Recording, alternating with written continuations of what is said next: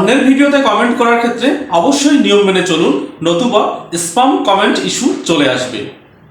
Spam comment issue কি, অথবা অন্যের ভিডিওতে কমেন্ট করার ক্ষেত্রে কি কি নিয়ম ফলো করতে হয়, আসুন দেখে নিই।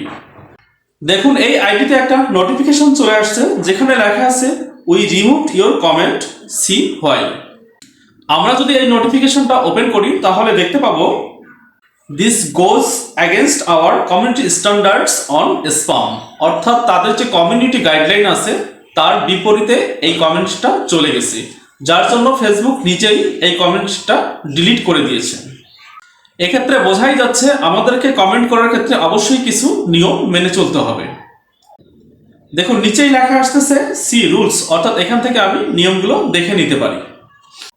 আমরা যদি এবার সি রুলসে একটা ক্লিক করে দেই তাহলে দেখতে পাবো এখানে প্রথমেই বলছে we don't allow people to take actions at high volume that might bother others, অর্থাৎ কোনো কিছু অতিরিক্ত করা যাবে না যা অন্যদেরকে বিরক্ত করে। 2 নম্বর পয়েন্টে বলছে একই কমেন্ট বা পোস্ট বারবার করা যাবে না। 3 নম্বর পয়েন্টে বলছে একই সময়ে অধিক পরিমাণে লাইক, শেয়ার কিংবা কমেন্ট করা যাবে না।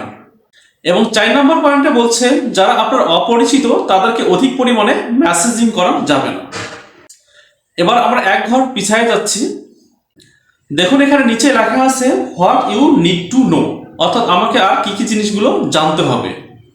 প্রথমে বলছে how to prevent further actions, অর্থাৎ পরবর্তীতে যেন এ ধরনের কোনো সমস্যা না হয় তার জন্য আমাকে কি কি করা উচিত।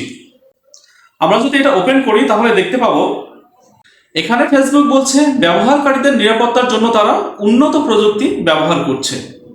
আমরা পরেরটাতে যদি যাই, what this means for you, আমরা এটাতে একটা ক্লিক করে দিচ্ছি। দেখুন, এখানে দেখাচ্ছে আমরা যদি তাদের গাইডলাইনগুলো মেনে না নিই তাহলে কি কি হতে পারে। প্রথমে এখানে বলছে reduction of your pages distribution, অর্থাৎ পেজের যে রিচ এবং এনগেজমেন্ট আছে এটা কমে যাবে।